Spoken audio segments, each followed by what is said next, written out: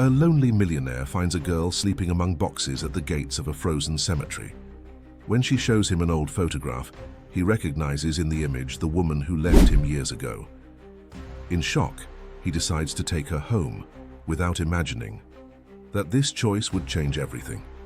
Days later, a patient with no memory begins to draw a child, and an impossible reunion seems about to happen. If this story interested you, don't forget to subscribe to our channel and tell us what city you're watching us from. We'll keep going. The bitter December wind cut through Manhattan's concrete canyons like shards of glass. Ethan Blackwood pulled his cashmere coat tighter as he left the gleaming office tower that housed Blackwood Capital Partners. At 43, he had achieved everything society defined as success. CEO of his own investment firm, a portfolio worth billions, and a reputation that opened every door on Wall Street. Yet as his Italian leather shoes crunched through the fresh snow, the only sound accompanying him was the hollow echo of solitude. His penthouse on Fifth Avenue awaited him with its minimalist furnishings, spectacular skyline views, and profound emptiness. Another night of takeout, eaten over spreadsheets. Another glass of 30-year-old scotch sipped in silence. Ethan checked his watch, nearly midnight. The board meeting had run long, with tensions rising over a particularly aggressive acquisition. His suggestion had prevailed, as it always did. No one at Blackwood Capital dared challenge him anymore. He'd built his reputation on being ruthlessly right. Tonight he took a different route home, detouring through an older part of the city. He couldn't explain why. Perhaps to avoid the Christmas decorations adorning his usual path, bright reminders of a holiday he hadn't properly celebrated in years. The sidewalks were mostly deserted, New Yorkers having retreated from the Arctic, blast sweeping down from Canada. Weather reports predicted the worst winter storm in a decade. Already the snow was accumulating faster than the city's salt trucks could manage. As he passed the wrought iron gates of Trinity Cemetery, a flicker of movement caught his eye. At first, he assumed it was just a piece of trash caught in the wind, but something made him slow his steps. Between two large recycling bins tucked against the cemetery wall, a small fort of cardboard boxes had been arranged. A child-sized hand quickly pulled back a flap, disappearing inside. Ethan stopped. Someone was living there in this brutal cold. He should call social services, he should keep walking. He had an early meeting tomorrow. This wasn't his problem, yet his feet carried him toward the makeshift shelter. "Hello?" he called, crouching down. No response. "I'm not going to hurt you," he said, his breath forming clouds in the freezing air. "But it's dangerous to be out in this weather." Slowly, a small face appeared in the opening. A girl, perhaps 7 or 8 years old, with large hazel eyes and tangled brown hair. Her cheeks were reddened from the cold, her thin jacket clearly inadequate against the winter night. "Where are your parents?" Ethan asked, his business instincts immediately assessing the situation. "Do you need help?" The girl regarded him cautiously. "My mom's coming back. She went to get medicine." "When did she leave?" The girl shrugged. "Yesterday, I think." Ethan's stomach tightened. "Yesterday? You've been here alone since yesterday?" She nodded, then added defensively, "She told me to wait. She's coming back."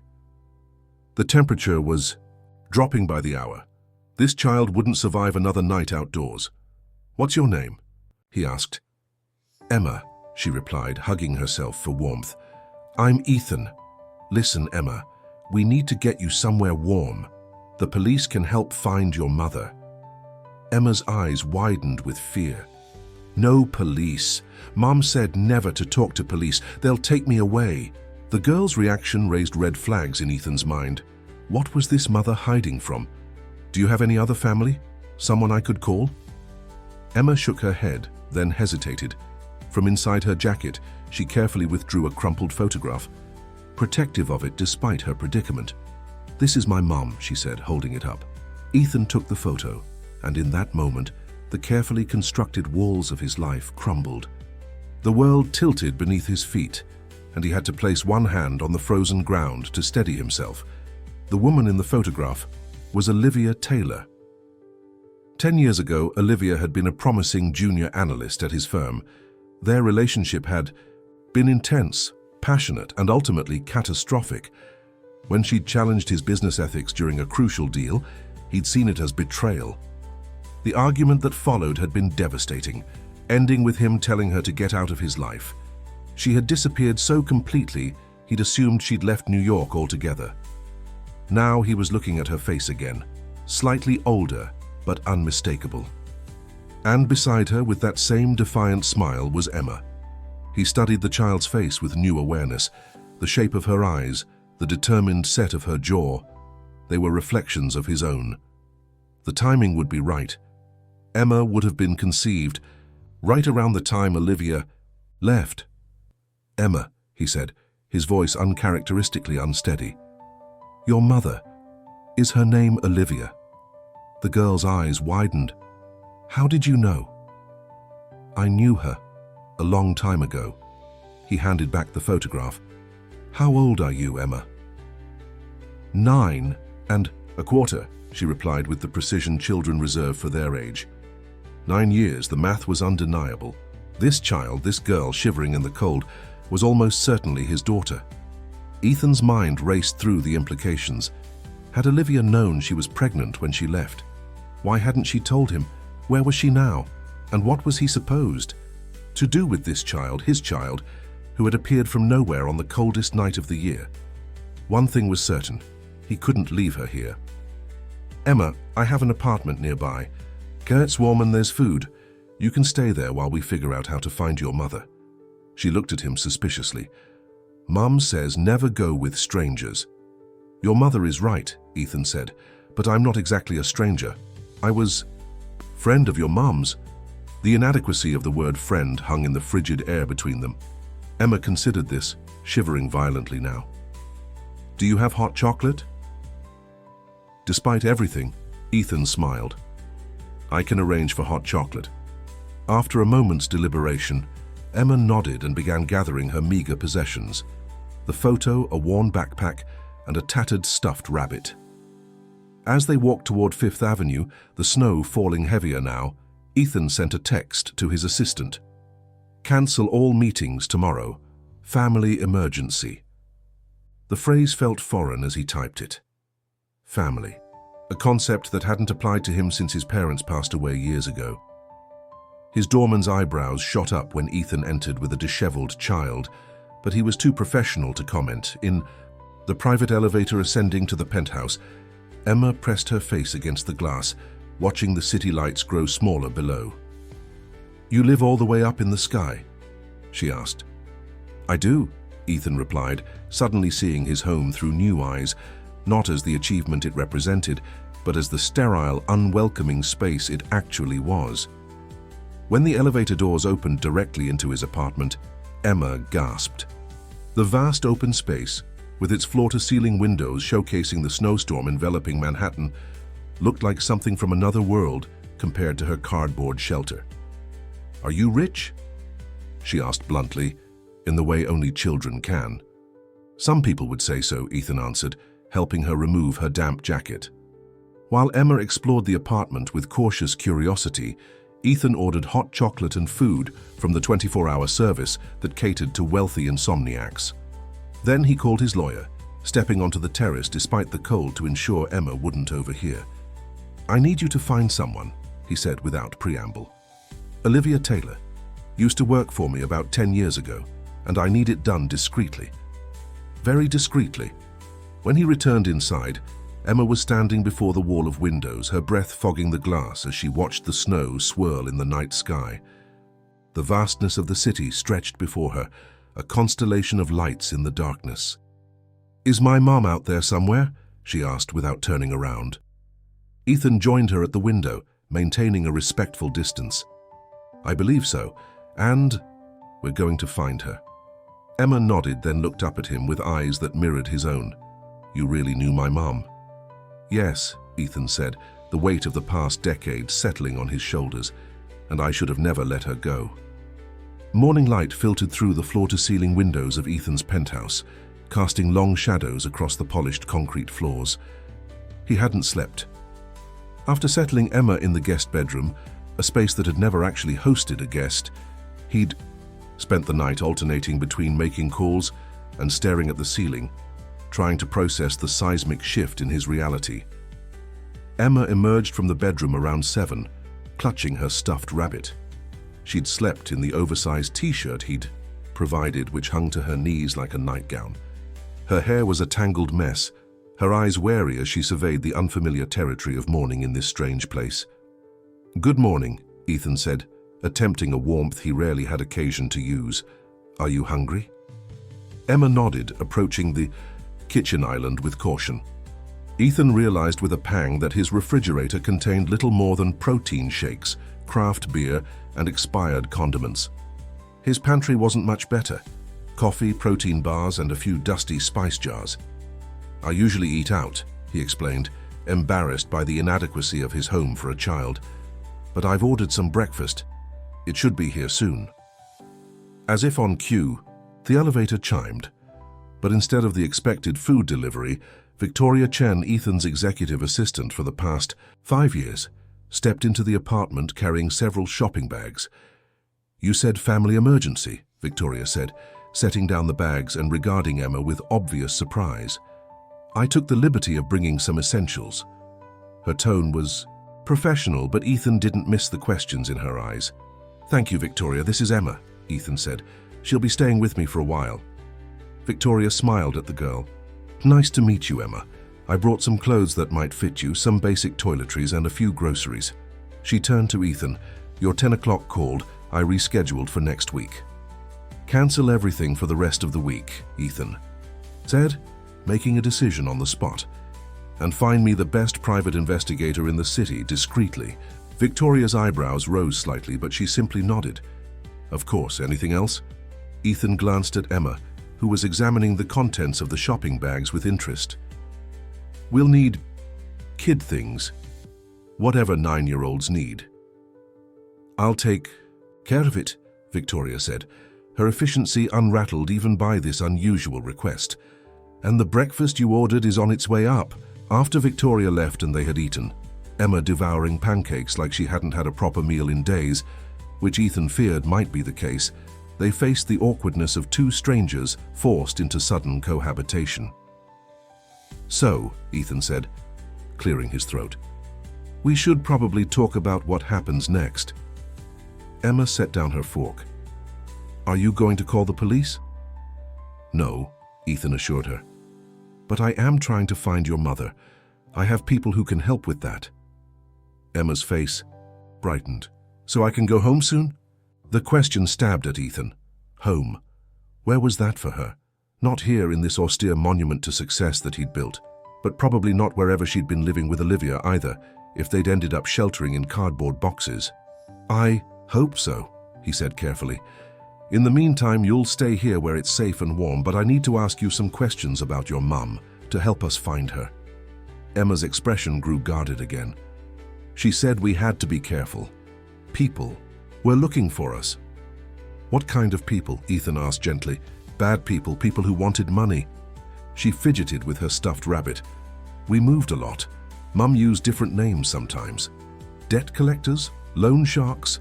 What had Olivia gotten herself into? And why hadn't she come to him for help, even if only for Emma's sake?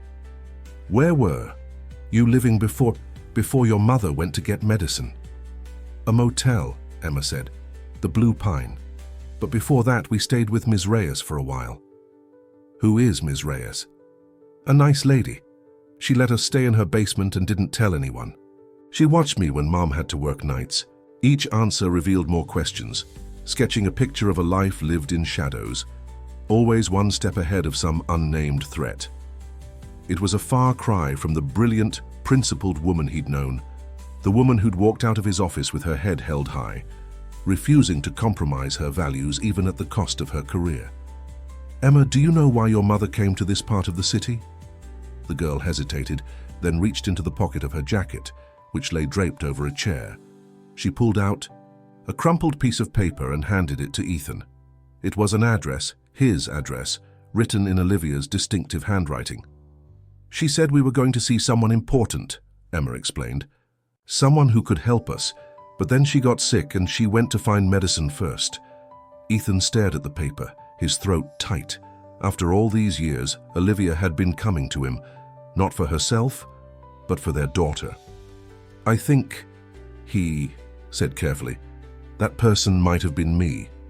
Emma studied him with those hazel eyes that were so like his own. "Why would you help us? Mom never talked about you." The simple question landed like a blow. "Because," he paused, uncertain how much to reveal, "because your mother and I used to be close, and because I think, Emma, I think I might be your father." The words hung in the air between them, monumental and fragile. Emma's expression was unreadable, her young mind processing information that would be overwhelming for an adult. "I have a dad?" she finally asked, her voice small. "It seems that way," Ethan replied, equally quiet. "Did you know about me?" "No," he admitted. "I didn't, and I'm sorry about that." Emma nodded slowly, absorbing this. Then, with the resilience of childhood, she shifted focus. "Does this mean I have to live here now?" "We'll figure everything out once we find your mother," Ethan assured her. "For now, yes, you'll stay here with me." The elevator chimed again, this time delivering several more bags and boxes, Victoria's efficiency in action. Among the items were clothes, books, art supplies, and even a tablet preloaded with games and educational apps. As Emma cautiously explored these new possessions, Ethan's phone rang. It was Jackson Reed, the private investigator Victoria had engaged. "Mr. Blackwood, I understand you need a discreet search conducted." "Yes," Ethan confirmed, stepping onto the terrace despite the cold. "I'm looking for a woman named Olivia Taylor. She has a 9-year-old daughter named Emma, who's currently with me. They were staying at the Blue Pine Motel recently, but Olivia has been missing for at least 2 days." "Any reason to suspect foul play?" Reed asked. "I don't know," Ethan admitted. "Her daughter says she went to get medicine and never returned. Apparently they've been living under the radar, possibly hiding from creditors. I need to find her quickly, and I need absolute discretion." "Understood. I'll start with hospitals and the motel. Does the daughter have any other details about her mother's recent activities, places she frequented, people she met with?" Ethan glanced through the window at Emma, who was carefully arranging her few possessions on the coffee table. "I'll ask her, but handle this carefully, Reed. This is personal." After ending the call, Ethan watched Emma for a moment. Her methodical organization of her meager belongings spoke of a child accustomed to packing up and moving at a moment's notice. Despite the trauma of her situation, there was a self-sufficiency about her that children her age shouldn't need to have. Returning inside, he sat down across from her. "Emma, I'm going to need your help to find your mom. Can you tell me about the last few days before she disappeared? Where did she go? Who did she talk to?" Emma considered the questions seriously. She was working at a restaurant called Bella's, washing dishes at night, and sometimes she cleaned offices early in the morning. "Did she have friends, anyone she trusted?" "Not really," Emma said, her small fingers tracing the worn ear of her stuffed rabbit. "She said we couldn't trust anyone." She looked up at him suddenly. "If you're my dad, why weren't you with us? Why didn't you help us?" The directness of the question struck Ethan speechless for a moment. How could he explain to a child the complexities of adult pride, the way a single argument had severed what should have been unbreakable?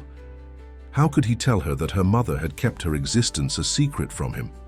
"I didn't know about you," he said finally. "Your mother and I, we had a disagreement a long time ago. We stopped speaking to each other. If I had known about you, things would have been very different." Emma seemed to accept this, though Ethan wasn't sure she fully understood. "Mom kept your picture," she said unexpectedly, "in her special box. She looked at it sometimes when she thought I was asleep." This revelation hit Ethan like a physical blow. Despite everything, Olivia had kept his photograph, had thought of him, and now she had been coming to find him when she vanished. "We're going to find her," he promised with more certainty than he felt. "And then we'll figure everything out." Emma nodded, then returned to arranging her possessions.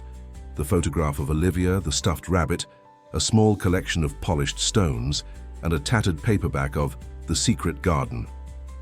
Watching her, Ethan felt a surreal dissonance between the life he'd built, structured, controlled, solitary, And this new reality where a child's needs suddenly took precedence over everything else. His phone buzzed with a text from Reed. Checking hospitals now.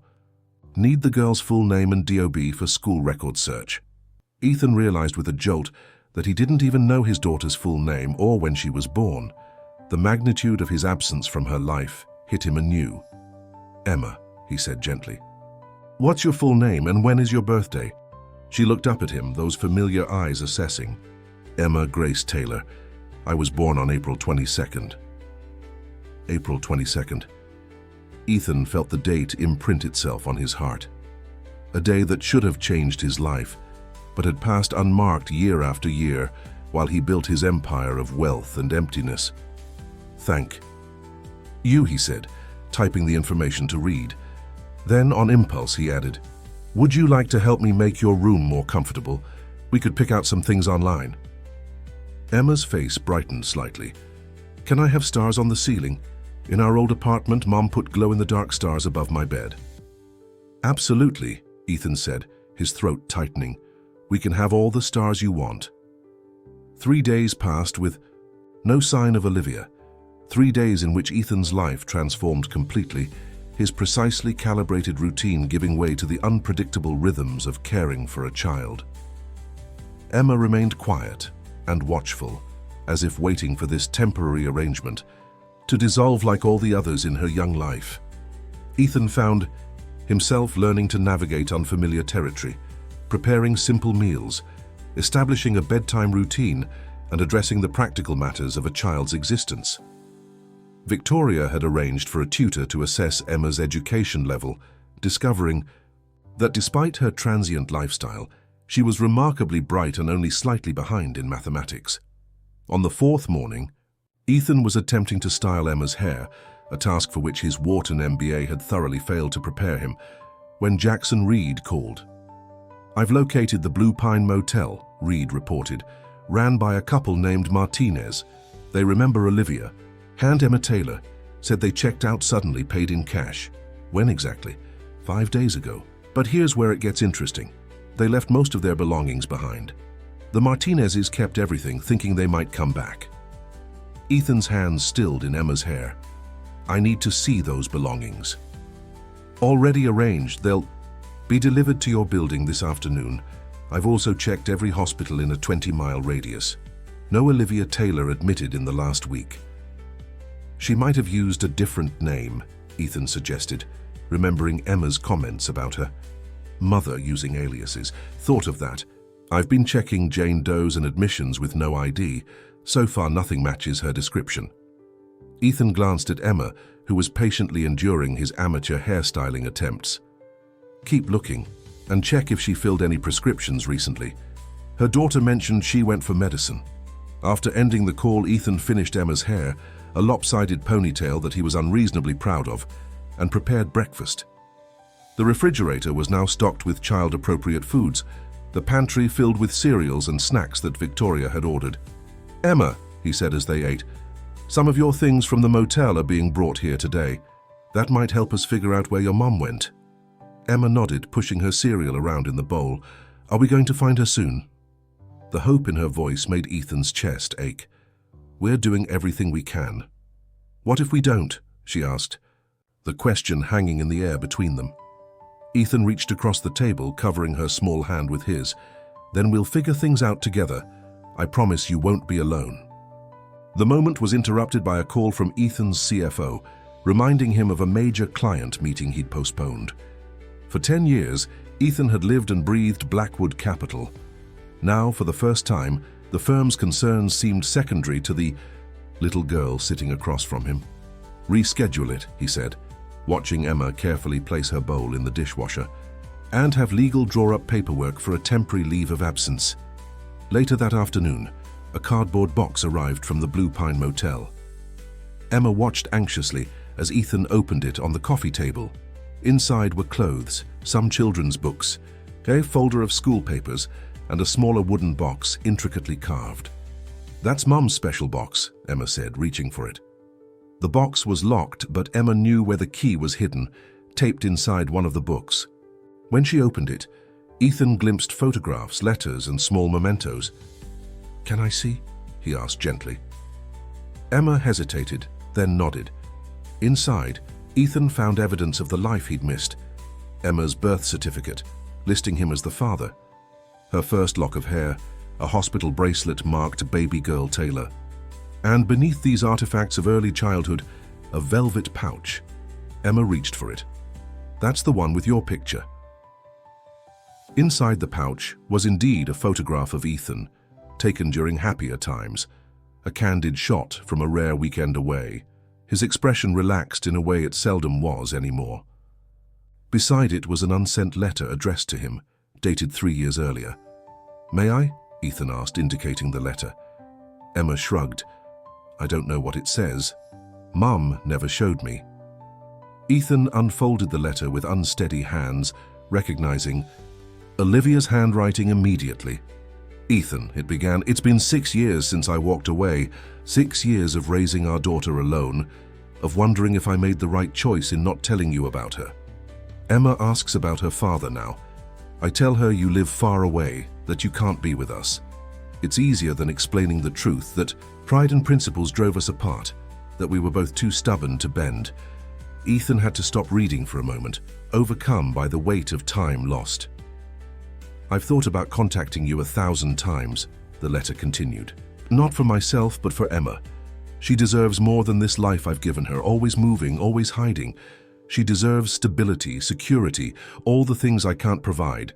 But every time I imagine showing up at your office with our daughter in tow, I remember the coldness in your eyes that last day. How could I be sure you'd even believe she's yours? How could I risk Emma facing that rejection?" The letter ended with a plea. "If you're reading this, it means I've finally found the courage to reach out. All I ask is that you look at Emma, really look at her, and you'll see yourself. Whatever happens between us, please don't punish her for my choices or yours." Ethan carefully refolded the letter, his vision blurred. The Olivia who wrote this was still the woman he remembered, proud, principled, and fiercely protective of those she loved. But she had been ready to set aside that pride for Emma's sake. And now she was missing. "Did you find anything helpful?" Emma asked, peering at him. "Yes," Ethan said, collecting himself. "Your mother was very brave and loved you very much." Emma nodded, as if this was obvious. "She said we were going to have a better life soon. That's why we were coming to see you." The simplicity of her trust, in her mother and now cautiously in him, struck Ethan deeply.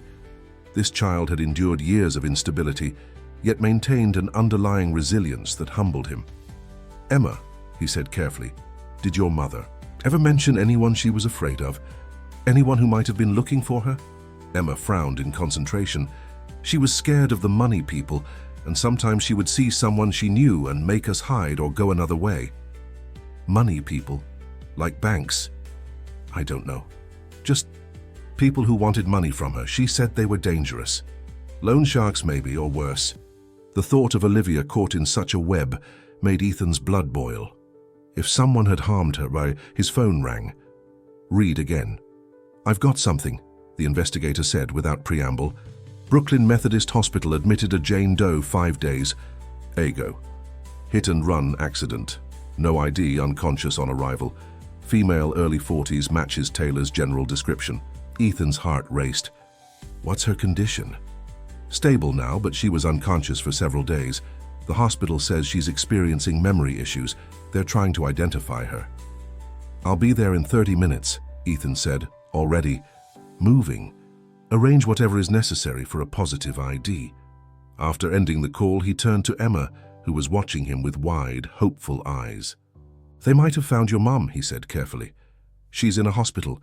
She was in an accident, but she's going to be okay." "Can I see her?" Emma asked, already jumping up. "Not yet," Ethan said gently. "I need to go make sure it's really her first, and she might be different. The doctors say she's having trouble with her memory." Emma's face fell. "She won't remember me." "She might not remember some things right away," Ethan explained, kneeling to her level. "But if it's your mom, we'll help her remember. Love doesn't just disappear even when memories get mixed up." While he arranged for Victoria to stay with Emma, Ethan tried to manage his own expectations. This might not be Olivia, and if it was, There was no telling what condition she might be in or how she would react to seeing him after all these years. The drive to Brooklyn Methodist seemed interminable. Reed met him in the lobby, briefing him as they walked to the 4th floor. She was found at the intersection of Atlantic and Flatbush. No identification. Witnesses say she was crossing the street when a delivery van struck her. Driver didn't stop. She had a severe concussion, broken ribs, fractured wrist, been in and out of consciousness for days. At the nurse's station, Reed introduced Ethan as a potential family member of their Jane Doe. A doctor joined them, her expression serious. "Mr. Blackwood, I understand you might be able to identify our patient. I should warn you, she's experiencing retrograde amnesia, gaps in her memory of events before the accident. This is often temporary with concussions, but recovery varies case by case." "Has she said anything about herself?" Ethan asked. "Any names or details?" "Very little. She seems confused about recent events, but some older memories appear intact. She's mentioned working in finance, living in Manhattan, and she's repeatedly asked about someone named Emma, though she can't articulate who that is." Ethan's heart leapt. "Emma is her daughter, our daughter." The doctor nodded, making a note. "That fits with her agitation. She seems to know she's forgotten something important. If you are indeed connected to her, seeing you might help trigger memories." She led Ethan to a private room at the end of the hall. Through the door's window, he could see a woman lying in bed, her face turned toward the window, dark hair spread across the pillow. Even in profile, he knew it was Olivia. 10 years had changed her. Fine lines at the corners of her eyes, a new gravity to her expression, but he would have known her anywhere. The sight of her pale and connected to monitors sent a wave of emotion through him so powerful he had to steady himself against the wall. "Take a moment if you need to," the doctor said, misinterpreting his reaction. "Seeing loved ones in hospital settings can be overwhelming." Loved ones. Was that still what they were to each other? After a decade of silence, recrimination, and separate lives, Ethan gathered himself. "I'm ready." The doctor opened the door. "Ms. Doe, there's someone here who might know you." Olivia turned from the window, her gaze landing on Ethan. For one breathtaking moment, recognition flickered in her eyes, then confusion, uncertainty. "Do I know you?" she asked, her voice hoarse from disuse. Ethan stepped closer, his throat tight. "Yes," he said. "My name is Ethan Blackwood.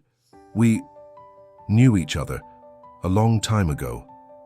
She studied him, frustration evident in her expression.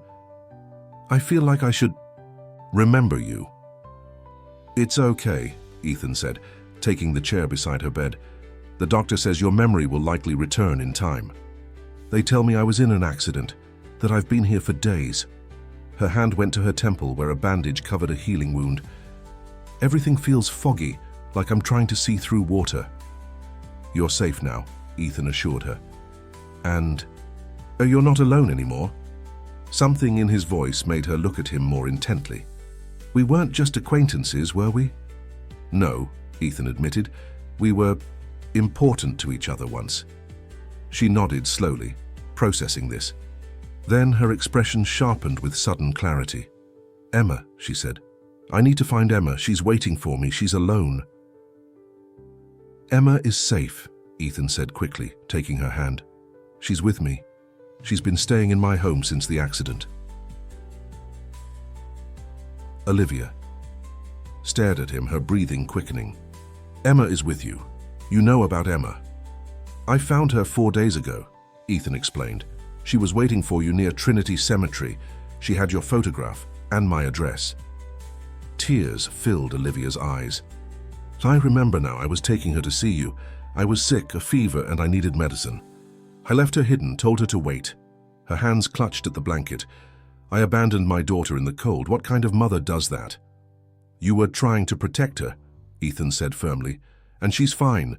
She's strong and smart and resilient, like her mother." A tear slipped down Olivia's cheek. "You know she's yours?" "I suspected as soon as I saw her," Ethan said. "Then I found her birth certificate in your things from the motel." Olivia closed her eyes briefly. I should have told you. I was going to that day, but then we fought, and you told me to get out of your life. She met his gaze directly. I was too proud to come back, to make you think I was using the pregnancy to manipulate you. So I left New York, had Emma in Chicago, started over. Why did you come back? Why now after all these years? Olivia's expression clouded. I'm not sure. There was a reason, something important. She pressed her fingers to her temples. Why can't I remember? Don't push yourself, Ethan advised. The doctor says your memories will return gradually. She nodded, then asked the question he'd been dreading. How is she? Emma. Is she angry? With me? She's worried about you, Ethan answered honestly. But she's remarkably adaptable. She's been helping me learn how to be a father in record time. A small smile touched Olivia's lips. I've imagined that 1,000 times. You and Emma together. The smile faded. In my imagination, the circumstances were better. Mine too, Ethan admitted. But we're here now, and when you're well enough, Emma can visit, then we'll figure out next steps. Olivia's eyes drifted closed, fatigue evident in her face. I'm so tired, but I'm afraid if I sleep, I'll forget again. I'll be here when you wake up, Ethan promised, and I'll help you remember. As Olivia drifted into sleep, Ethan remained by her side, watching the rise and fall of her chest, the familiar profile that had haunted his dreams for a decade. The woman before him was both the Olivia he remembered and someone entirely new, shaped by years of struggle he could only begin to imagine. One thing was certain. He wouldn't let her face those struggles alone again. Whatever had driven her, to seek him out after all this time, whatever danger might still be pursuing her, they would confront it together. For Emma's sake. And perhaps, if they were brave enough, for their own. Ethan returned to his penthouse late that evening, emotionally, drained yet strangely energized.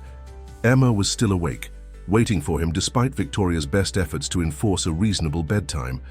Her eyes sought his face the moment he stepped off the elevator, searching for answers. Did you find her? She asked, her voice small but steady. Ethan sat beside her on the couch. Yes, Emma, I found your mom. Her face lit, up, then faltered. Is she okay? Why didn't you bring her home? She needs to stay in the hospital a little longer, Ethan explained carefully. She was in an accident. A car hit her when she was crossing the street. The doctors are helping her get better. Emma absorbed this, her young mind processing the implications. Does she remember me? The question pierced Ethan's heart. Of course she remembers you, he assured her, but the accident affected her memory a little. Some things might be fuzzy for her right now, but the doctor says that's temporary. When can I see her? Tomorrow, Ethan promised. I've already arranged it with the hospital, but I want you to be prepared. She has some bruises and cuts, and she might be confused about some things. Emma nodded solemnly. I'll help her remember. The simple conviction in her voice moved Ethan deeply. This child, who had endured so much uncertainty, still maintained an unshakable faith in the power of love and connection. After Victoria left and Emma was finally asleep, surrounded by the glow-in-the-dark stars they'd applied to her ceiling that afternoon, Ethan poured himself a scotch and stood before the windows, watching the city lights below.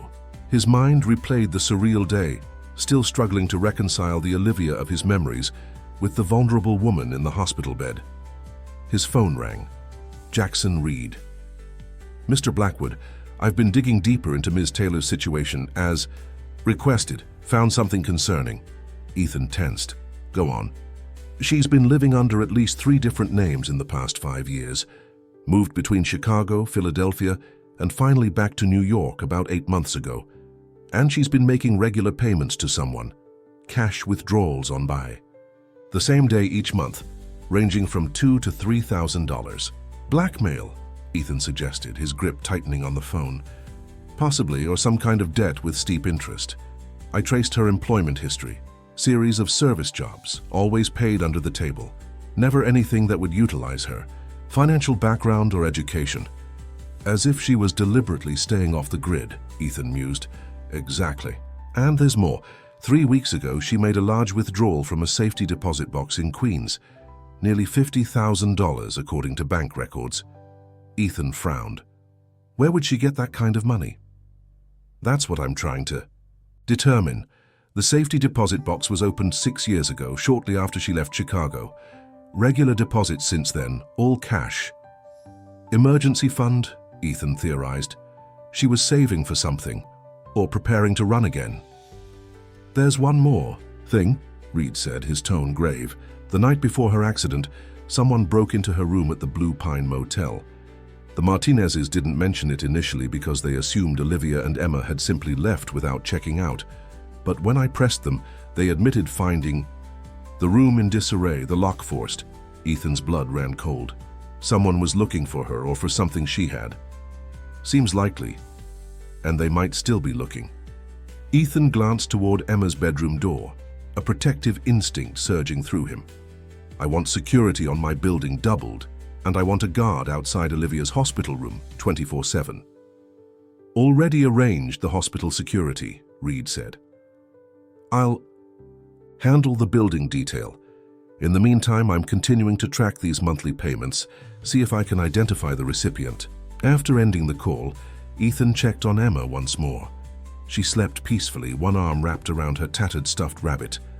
The sight of her, this child who was undeniably his, yet a complete stranger until days ago, filled him with a fierce determination. Whatever trouble Olivia was in, whatever shadows had been pursuing them, ended now. He had the resources to ensure their safety, to give Emma the stability she deserved. The next morning, Ethan helped Emma select an outfit for her hospital visit, a process that revealed how few proper clothes she actually owned. The items Victoria had purchased were practical basics, but Emma treated them like treasures, carefully deliberating between a purple sweater and a blue one as if it were the most important decision in the world. "Do you think Mom will like this one?" she asked, holding up the purple sweater. "I think she'll love it," Ethan assured her, swallowing the lump in his throat. The eagerness in Emma's face, her desire to please her mother after everything they'd been through, was humbling.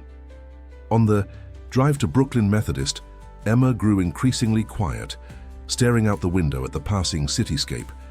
Ethan had hired a car service, unwilling to subject her to the subway during morning rush hour. "Are you nervous?" he asked gently. Emma nodded. "What if she's different? What if she doesn't want to come home with us?"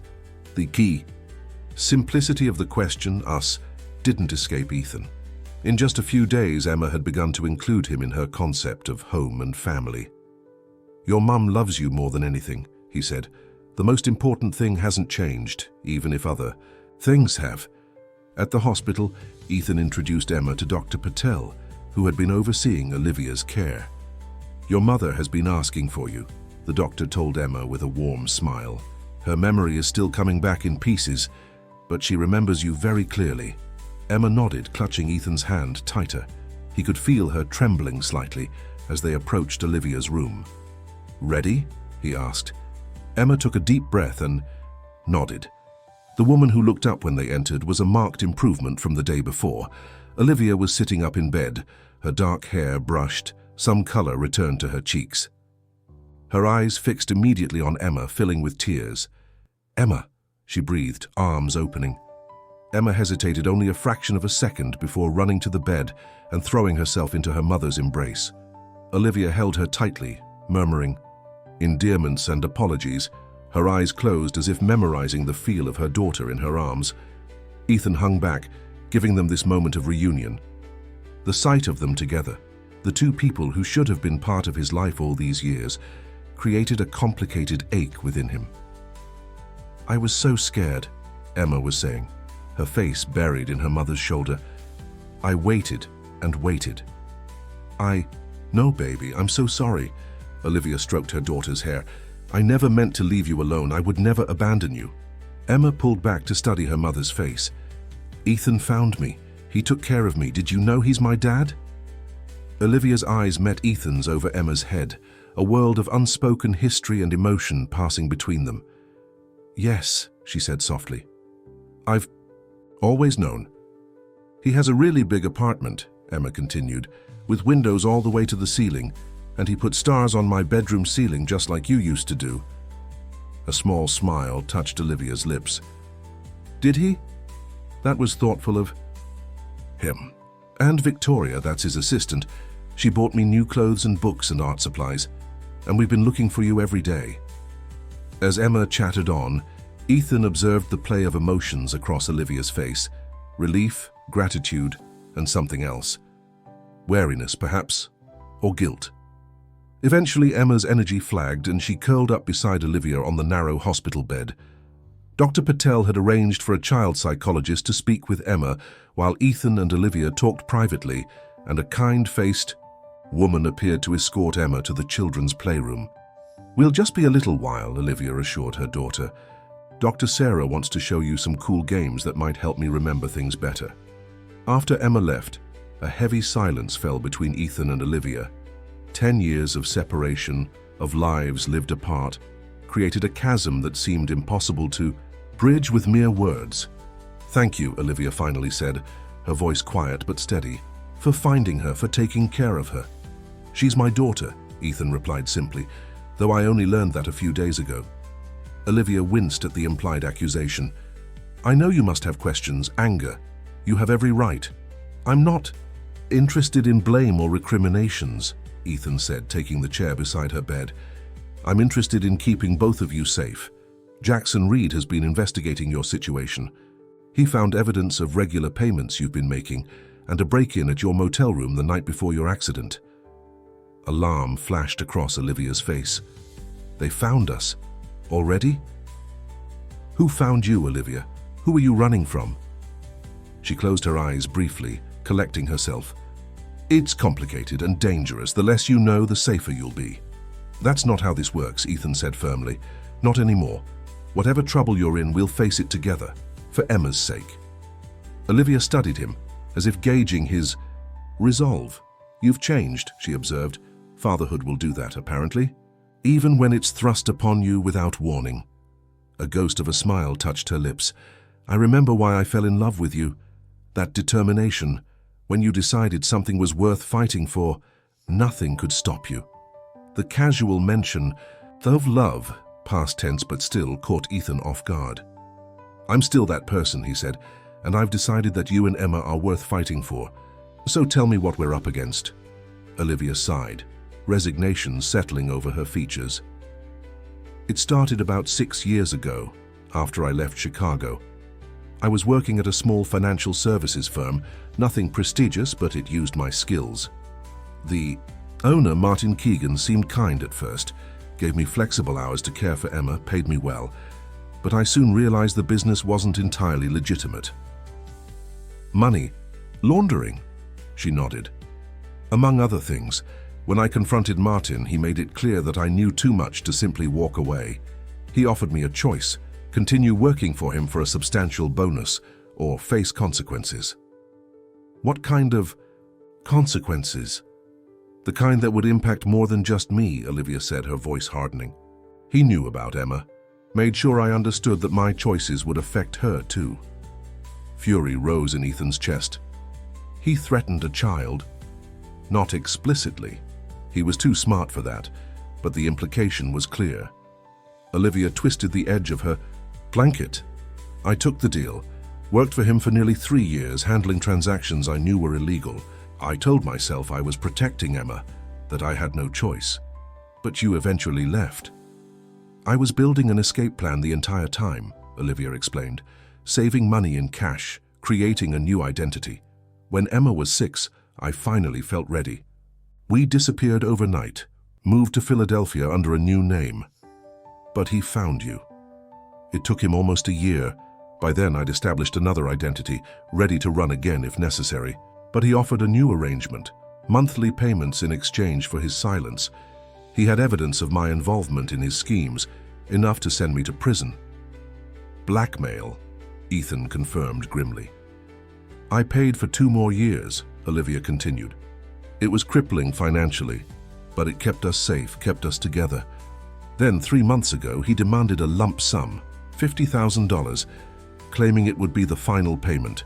that he'd destroy all evidence and leave us alone permanently. And you believed him? Olivia's eyes met his, a flash of her old fire visible. Of course not, but I was tired, Ethan.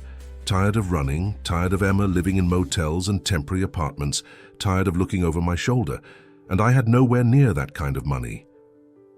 So you came back to New York to... Me? Yes, she admitted quietly. Not to ask for money, but to ask you to take Emma if something happened to me, to give her the stability I couldn't. What were you planning to do? Ethan asked, a chill running through him as he considered the possibilities. I was going to meet with Martin one last time. I had information, documentation of his biggest clients, his methods, everything I'd secretly gathered over the years. Insurance, I called it. I was going to offer him a trade, the evidence for our freedom. A dangerous gamble. I was out of options, Olivia said simply. The night I had the accident, I was on my way to get medicine for a fever. I was supposed to meet Martin the next day. I left Emma hidden near your building because I thought if something went wrong, she'd be close enough to find you. The image of Olivia, feverish and desperate, strategically placing their daughter where Ethan might find her, was almost unbearable. Where is this evidence now? He asked. In a storage locker in Queens. The key is in my things from the motel. Olivia searched his face. Ethan, these people are dangerous. If they know you're involved. Let me worry about that, he said firmly. I have resources you don't. Security, legal protection, influence. This ends now, Olivia. No more running, no more fear. Her expression was a mixture of hope and disbelief. Just like that? You'll risk everything for us after what I kept from you?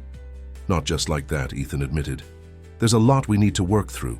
Trust to rebuild. But Emma deserves better than a life on the run. And so do you. Tears welled in Olivia's eyes. I've dreamed of hearing those words for so long, but I never thought... A knock at the door interrupted her. Emma peeked in, her face brightening. When she saw them talking, Dr. Sarah said I could come back now, she announced, climbing onto the bed beside Olivia. Did you have a good talk? Are we going to be a family now? The directness of the question hung in the air between them. Ethan met Olivia's gaze over their daughter's head, seeing in her eyes the same complex emotions he felt. Hope, fear, uncertainty, and the weight of a decade's worth of choices that had led them to this moment. We're going to figure it out, Ethan promised, including both of them in his answer. Together. Emma seemed satisfied with this, snuggling closer to her mother. Good, because I like having a dad, even if he doesn't know how to make pancakes right. Olivia laughed, a genuine warm sound that transformed her face. He never could cook. Some things don't change. Some things do, Ethan countered softly. As he watched Emma chattering to her mother about the stars on her ceiling and the view from his apartment, Ethan made a silent vow.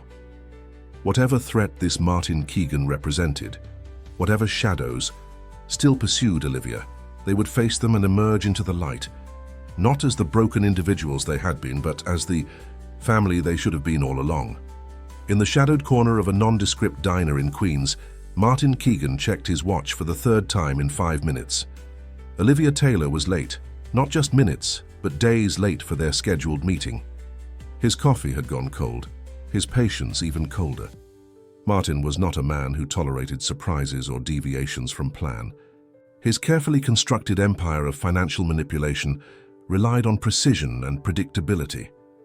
Olivia had been both for years, first as an unwitting accomplice, then as a reliable source of monthly income.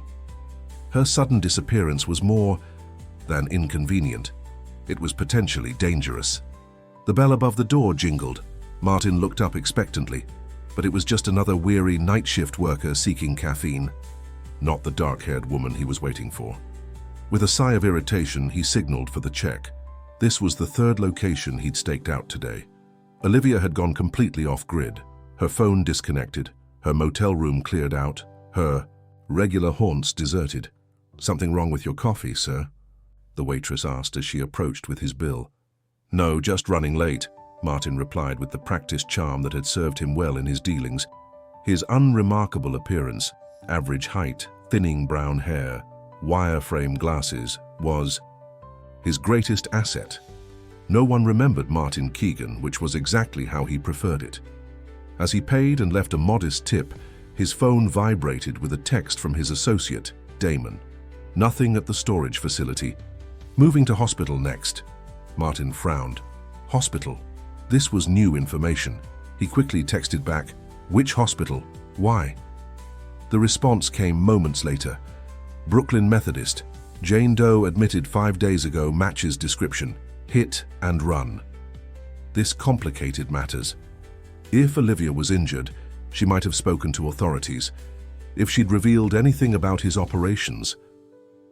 Martin's carefully maintained calm began to fracture. He needed that storage locker key. More importantly, he needed to ensure Olivia's silence permanently. As he stepped out into the brisk New York evening, Martin's mind calculated risks and contingencies.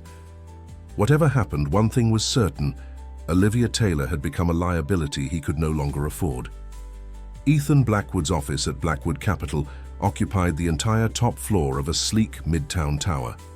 Floor-to-ceiling windows offered panoramic views of Manhattan, while original artwork and understated luxury conveyed success without ostentation. It was a space designed to impress clients and intimidate competitors. Today, however, it felt foreign to him, like visiting a museum dedicated to a person he used to be. As he sat behind his massive desk, reviewing security arrangements and legal documents, Ethan felt disconnected from the empire he'd spent a decade building. His assistant Victoria entered after a brief knock, her efficiency as impeccable as always. The security team has completed their assessment of both the penthouse and Ms. Taylor's hospital room. Additional personnel have been deployed at both locations. And the storage locker? Under surveillance. Our team recommends retrieving the contents as soon as possible. Ethan nodded. Have Reed handle it personally. Use the key from Olivia's belongings. Victoria made a note, then hesitated. The board is asking questions about your extended absence. Jenkins specifically has been pressing for details about this family emergency. Ethan had been expecting this. The wolves were circling, sensing weakness in his unprecedented step back from the company. Schedule a board meeting for tomorrow, he decided. I'll address their concerns directly. And what should I tell them it's regarding? Ethan considered his words carefully. Tell them I'll be discussing a temporary leadership transition, and Victoria, have legal prepare documents giving me controlling interest in my shares in the event of incapacitation. Her professional mask slipped momentarily, revealing concern. Sir, is everything all right? Just a precaution, Ethan assured her. When you have a child, you start thinking differently about contingencies. After Victoria left, Ethan turned to the window, watching the city lights flicker on as dusk descended. 2 days had passed since finding Olivia in the hospital. Her condition was improving steadily, though her memory remained fragmented.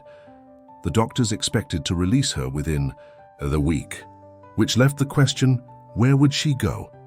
The unspoken assumption between them was that she and Emma would stay at his penthouse temporarily, but they hadn't discussed long-term arrangements. For Emma's sake, Ethan wanted stability. No more motel rooms, no more midnight escapes. But creating that stability meant neutralizing the threat Martin Keegan represented. And to do that, Ethan needed to understand exactly what evidence Olivia had collected and how best to use it. His phone rang. Reed. I've retrieved the contents of the storage locker, the investigator reported. You're going to want to see this yourself, Mr. Blackwood. There's a significant amount of documentation. Financial records, transaction histories, client lists, and something else. Recordings. Dozens of them. Bring everything to my office, Ethan directed. Directly to me, no one else. Within the hour, Reed arrived with a weathered leather briefcase and a small digital recorder. The briefcase contained meticulously organized files, evidence of money laundering operations spanning 6 years, involving wealthy clients across 3 states. She was thorough, Reed observed as Ethan examined the documents. Account numbers, transaction dates, amounts, even notes about which clients knew they were laundering money. and which were unwitting participants. Enough to put Keegan away for decades, Ethan agreed. The recordings are even more damning, Reed said, indicating the digital device. Conversations between Keegan and clients, explicit discussions of illegal activities, and this, he pressed play on one recording. Martin Keegan's voice emerged, cold and threatening. Remember, Olivia, you're in this as deep as I am now. If I go down, you go down. And what happens to little Emma then? Foster care isn't kind. Two sensitive children. Olivia's response was strained but defiant. Don't you ever mention my daughter again. A dark chuckle from Keegan. She's my insurance that you'll behave. Now the Cayman transfer needs to happen tomorrow. Same procedure as last time. Ethan's hands clenched involuntarily. The casual way Keegan had used Emma as leverage, the implied threat. It took all his self-control not to put his fist through the nearest wall. Have you identified Keegan's current location? He asked Reed, his voice dangerously quiet. Working on it. He maintains multiple residences under different names, but we've got a lead on an associate of his, Damon Wells. He's been asking questions about Olivia at hospitals across the city. Ethan's blood ran cold. They know she's alive. They're looking for her. It appears so. I've alerted hospital security, but it might be wise to move Miss Taylor as soon as medically advisable. After Reed left with instructions to continue, tracking Keegan's associates, Ethan called Dr. Patel at Brooklyn Methodist. I'm concerned about potential security issues, he explained. How soon could Olivia be safely released? She's recovering well, the doctor said. Physically, she could leave as early as tomorrow, though I'd recommend continued outpatient therapy for her memory issues. I'll arrange for private medical care, Ethan assured her, and I'll be there tomorrow morning to handle the discharge paperwork. His next call was to the penthouse, where a security team was watching over Emma. The girl had been disappointed not to visit her mother today, but Ethan had invented a story about special tests the doctors needed to run. Everything okay there? He asked the head of security. All quiet, Mr. Blackwood. The young lady is currently teaching Johnson how to play Go Fish. He's losing badly. Despite the tension of the situation, Ethan smiled. Emma's resilience continued to amaze him. I'm on my way back, he said. Have the team prep for 2 additional residents starting tomorrow.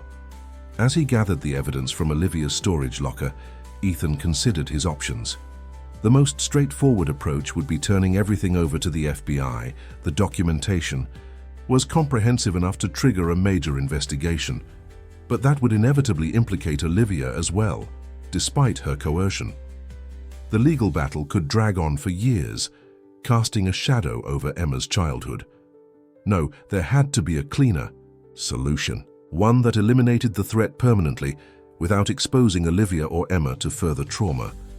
As his car navigated the evening traffic toward his penthouse, Ethan made another call, this one to Daniel Harrington, his former roommate from Harvard, and now a federal prosecutor with the Southern District of New York. Danny, it's Ethan Blackwood. I need a favor. Off the record. Olivia sat by the window of her hospital room, watching darkness fall over Brooklyn. The bruises on her face had faded to yellowish smudges, and the splitting headaches had subsided to a dull throb. Her body was healing faster than her memory, which still contained troubling gaps. She remembered Emma with perfect clarity, every milestone, every struggle, every moment of their life together. She remembered Ethan too, both the passionate relationship they'd shared a decade ago and the bitter argument that ended it. But the recent past remained fragmentary. She knew she'd been running from Martin Keegan, knew she'd been making monthly payments to keep him at bay. She remembered deciding to confront him with evidence she'd gathered, but the specifics of that evidence and exactly what she'd planned to do with it remained frustratingly out of reach. A knock at the door interrupted her thoughts. Expecting a nurse for her evening medication, Olivia called, "Come in." Instead, a man she didn't recognize entered. Average height, thinning brown hair, wire-frame glasses. Nothing remarkable about him, yet his presence sent a chill of instinctive fear through her. "Hello, Olivia," he said, his voice triggering a cascade of fragmented memories. "You missed our appointment." Martin Keegan. The name surfaced from the fog of her amnesia, bringing with it a wave of terror. "How did you find me?" she asked, her hand moving discreetly toward the call button. Hospitals record descriptions of unidentified patients. You'd be surprised how many people are willing to share that information for the right price. He stepped closer. "Where is it, Olivia? Where is what?" "Don't play games. The evidence you claim to have, the insurance." His voice hardened. "I want it all, the documents, the recordings, everything." Olivia's mind raced. She knew she'd hidden evidence somewhere, but the location eluded her. "I don't remember," she said truthfully. "The accident. I have amnesia." Keegan studied, her face apparently deciding she was telling the truth. "Convenient," he said coldly, "but ultimately irrelevant. You've become a liability, Olivia. Too unpredictable." Her fingers found the call button, pressed it desperately. Keegan noticed and smiled thinly. "Your nurse is on break, and the security guard Blackwood hired is currently occupied with a distraction my associate arranged." The mention of Ethan's name sent a jolt through her. "You know about Ethan?" "I make it my business to know everything," Keegan replied, "including the fact that your daughter is staying in his penthouse. Such a convenient arrangement, father and daughter reunited after all these years." The implied threat to Emma triggered something in Olivia, not just fear but rage, a protective fury that cleared the fog from her mind. "The storage locker," she said suddenly, the memory crystallizing. "In Queens. You'll never find it without me." This was a gamble. She had no way of knowing if Ethan had already retrieved the evidence. But it seemed to work. Keegan hesitated. "Get dressed," he ordered. "You're coming with me." "I can't leave," Olivia protested. "I'm still under medical care." "You'll be under something far worse if you don't cooperate," Keegan warned. "Now, move." As Olivia slowly gathered her personal items, her mind worked frantically. If she could stall until the nurse returned, or until Ethan arrived for his evening visit. But Keegan was impatient. "2 minutes," he said, checking his watch. "Then we leave, ready or not." The hospital room door opened suddenly, but it wasn't a nurse or security guard. It was Damon Wells, Keegan's associate, a large man with a shaved head and cold eyes. "We've got a problem," he told Keegan in a low voice. Blackwood just entered the building with 2 men who looked like federal agents. Keegan's expression darkened. "How would he—" He turned to Olivia, fury replacing his usual calculated calm. "You've been playing me, stalling."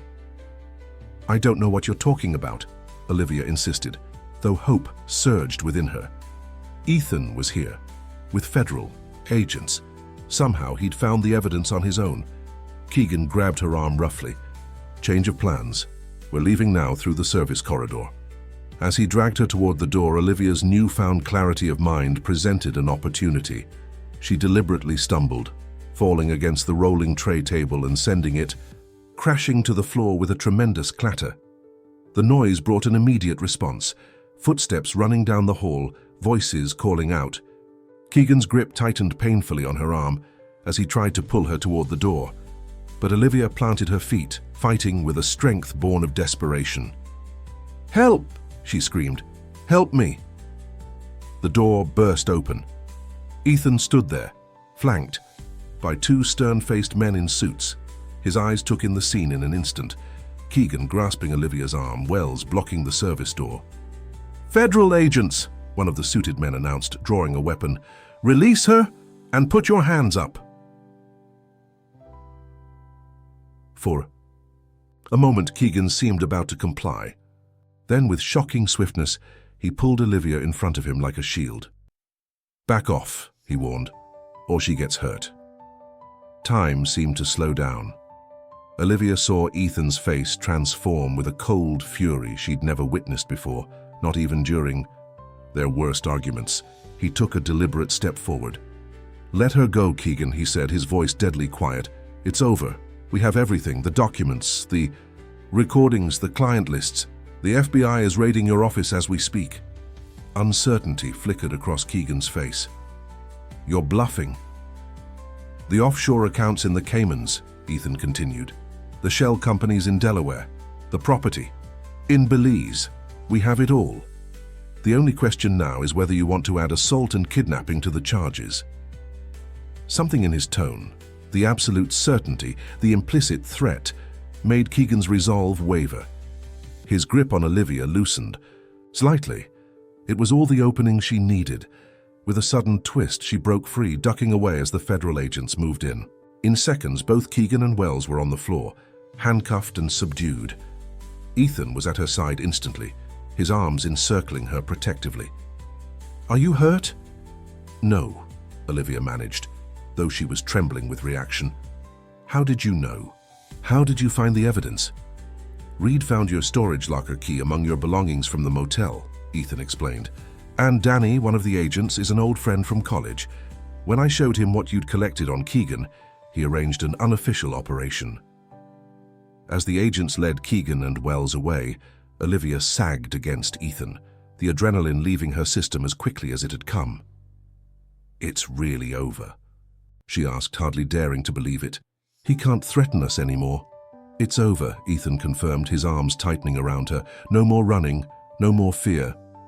The simple words, spoken with such conviction, broke something inside Olivia. Years of tension, of constant vigilance, of protecting Emma from threats she couldn't fully understand. It all released in a flood of tears against Ethan's chest. He held her silently, one hand stroking her hair, until the storm passed.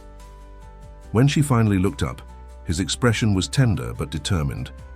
"Let's take you home," he said softly. "Emma's waiting." Home. Such a simple word, yet one that had eluded Olivia for so long.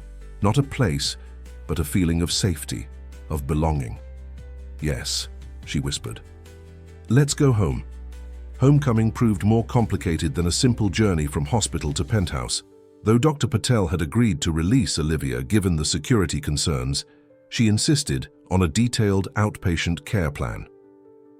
By the time the paperwork was completed and a private nurse arranged for follow-up visits, evening had fallen over the city.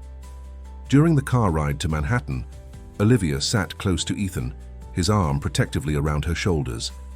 The evening's events had left her physically and emotionally drained, yet oddly energized. For the first time in years, she felt the weight of constant vigilance lifting from her shoulders. "I keep expecting to wake up," she admitted quietly, "to find myself back in some dingy motel room planning our next escape." Ethan's arm tightened around her. "This is real, Olivia. Keegan and Wells are in federal custody. Danny's team is executing search warrants as we speak. They won't be threatening you or Emma ever again." She nodded against his shoulder, allowing herself to absorb the reality of their safety. But as the car approached the gleaming tower where Ethan lived, a new anxiety emerged. "What now?" she asked, voicing the question that had been hovering between them. "For us, I mean. The three of us." Ethan's expression grew thoughtful. "Honestly? I don't know. A week ago, I was a solitary workaholic with an empty penthouse and a company that consumed my entire life. Now I'm a father to a 9-year-old girl and—" he trailed off, clearly uncertain how to define what he was to Olivia. "And the ex who kept your child from you for a decade," she suggested, a hint of bitterness in her voice. "No," Ethan said firmly. "That's not how I see it. You made choices. I can't fully understand, but I wasn't the man you needed me to be back then. We both have regrets, Olivia. What matters now is what we build from here." The car pulled into the private garage beneath Ethan's building, where a security team awaited them. As they rode the elevator to the penthouse, Olivia fought to control her nerves. She was about to enter Ethan Blackwood's world, a realm of wealth and privilege so far removed from the life she and Emma had been living that it felt like crossing into another dimension. When the elevator doors opened directly into the penthouse, Emma was waiting, bouncing on her toes with barely contained excitement. She launched herself at Olivia, nearly knocking her off balance. "Mom, you're finally home. I've been waiting forever." Olivia knelt to embrace her daughter properly, inhaling the familiar scent of her hair, cataloguing the subtle changes a week apart had wrought. Had Emma grown taller? Her face seemed thinner, more defined, or perhaps it was just the effect of proper nutrition and regular sleep. "I've missed you so much," Olivia whispered, her voice choked with emotion. "I'm so sorry. I left you alone." "It's okay," Emma assured her with the remarkable resilience of childhood. "Ethan found me, and now we're all together." The simple faith in her daughter's statement brought fresh tears to Olivia's eyes. If only adult relationships could be mended so easily, with such unquestioning forgiveness. Emma took her mother's hand, practically vibrating with eagerness. "I have to show you everything. My room has stars on the ceiling, and there's a bathtub bigger than our whole bathroom. At the motel, and the refrigerator is always full of food." As Emma led her on a tour of the penthouse, Olivia was struck by evidence of how thoroughly her daughter had integrated into Ethan's life in just 1 week.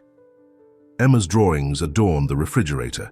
A child-sized desk had been set up in a corner of the massive living area, littered with art supplies and books.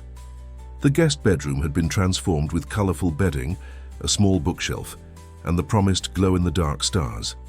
Most revealing were the photographs recently placed in simple frames around the apartment. Emma laughing in Central Park, Emma and Ethan building a snowman on the terrace, Emma concentrating on a chess game with Victoria. Small moments of connection, carefully preserved. "Ethan said we could paint my room any color I want," Emma was saying as she showed off her current sleeping arrangements. "I'm thinking purple, but maybe blue would be better. What do you think?" The casual presumption that they would be staying long enough to redecorate caught Olivia off guard. She glanced at Ethan, who had been following their tour quietly. "We don't want to impose," she began carefully. "It's not an imposition," Ethan countered immediately.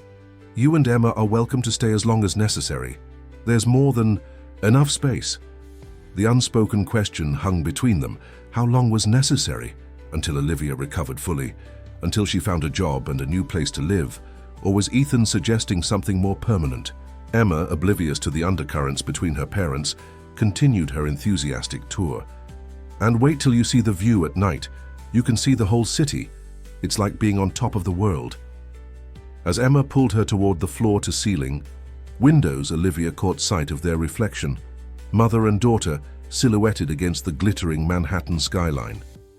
Behind them stood Ethan, slightly apart, watching them with an expression that combined tenderness and uncertainty in equal measure. They looked like a family, felt like a family, but were they? After dinner, delivered from a high-end restaurant with options that made Emma's eyes widen with delight, the practical matters of bedtime routines emerged. Emma, despite her excitement, was clearly exhausted, her eyelids drooping as she fought to stay awake. "I think it's time for someone to get ready for bed," Olivia suggested gently.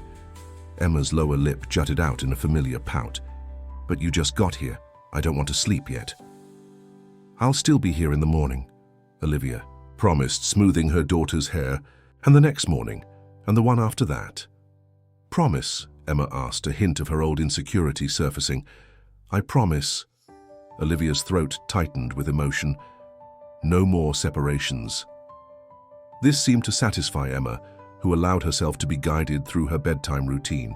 As Olivia helped her change into pajamas, new ones she noted with constellations printed on soft cotton, she marveled at how quickly children adapted. Emma seemed perfectly at home in this luxurious setting, a far cry from the transient existence they'd led for years. "Ethan reads me a story every night," Emma informed her as she climbed into bed. "Sometimes two, if I ask really nicely." On cue, Ethan appeared in the doorway, a book in hand. "I thought we could continue where we left off last night," he suggested. "Unless you'd prefer to read to Emma tonight," he added to Olivia. "Maybe we could take turns," Olivia suggested, touched by his consideration. "I'd like to hear what story has captured my daughter's imagination." The three of them settled on Emma's bed, Olivia on one side, Ethan on the other, with Emma nestled between them. Ethan began reading from The Secret Garden, his deep voice bringing the characters to life. Olivia watched her daughter's face, seeing the same enchantment there that she had witnessed countless times during their own reading sessions in motel rooms and temporary apartments. By the time Ethan finished the chapter, Emma was fighting to keep her eyes open. "One more," she pleaded sleepily. "Tomorrow," Olivia promised, leaning down to kiss her forehead. "Sleep well, my brave girl." Night, Mum. Night, Dad, Emma murmured, her eyes finally closing. Dad. The word hung in the air, simple, yet profound. It was the first time Emma had directly called Ethan Dad, and its effect on him was visible. Momentary stillness, followed by a softening around his eyes. "Good night, Emma," he said quietly, placing a gentle kiss on her hair before rising from the bed. They left the room together, Olivia carefully pulling the door nearly closed.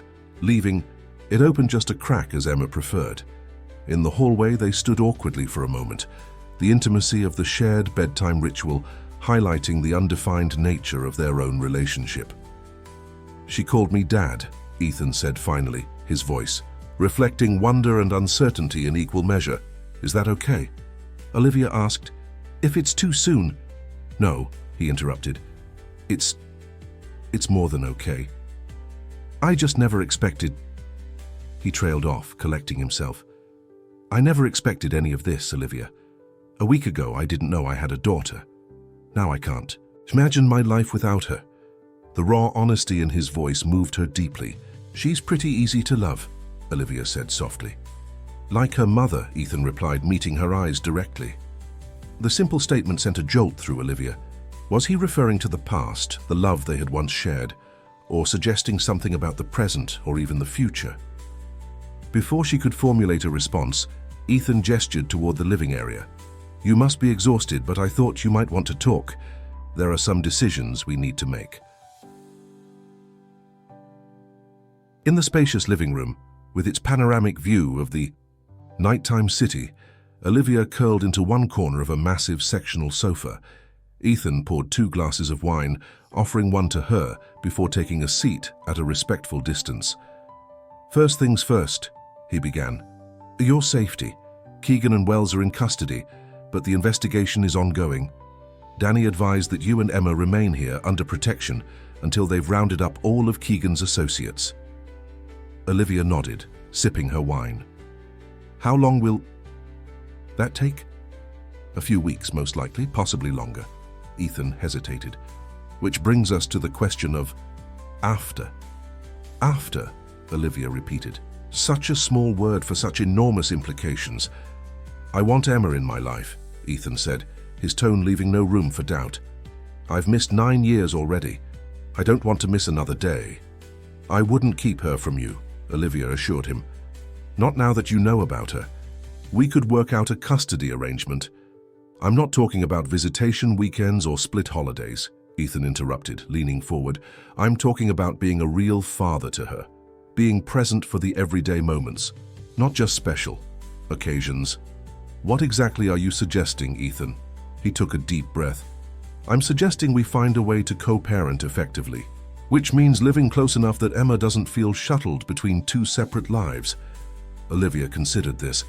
"You mean I should find an apartment nearby, in this neighborhood?"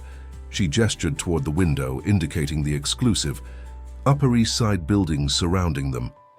"On a single mother's salary? I would provide financial support, of course," Ethan said quickly. "For both of you."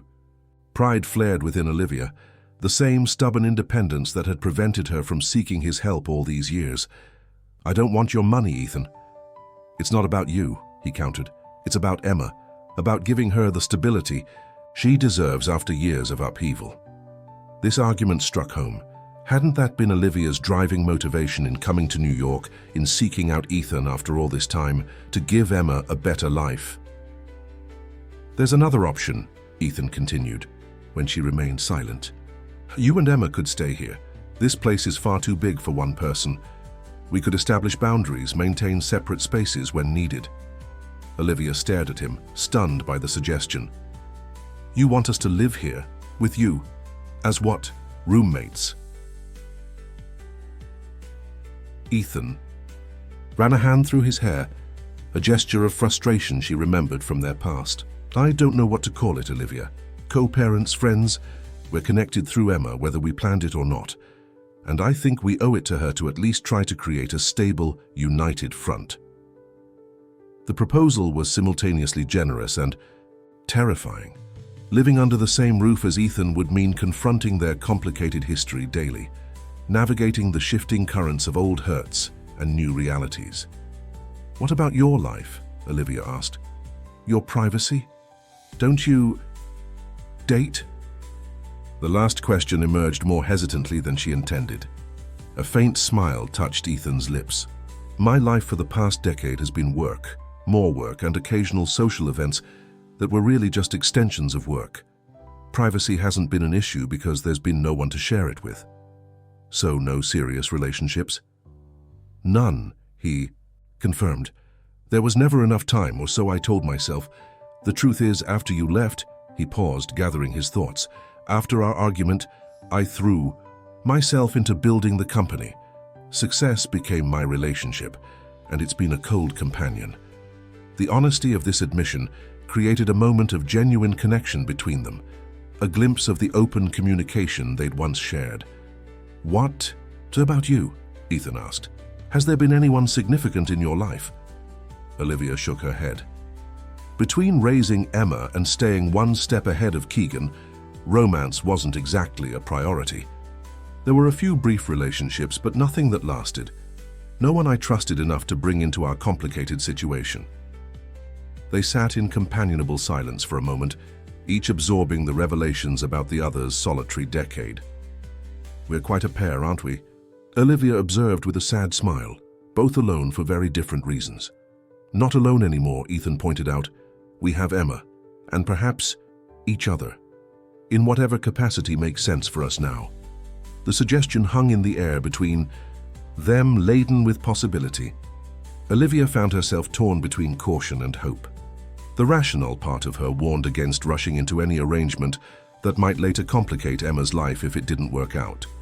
Yet another part, the part that remembered what it felt like to be truly connected to someone, yearned to explore the fragile new understanding forming between them.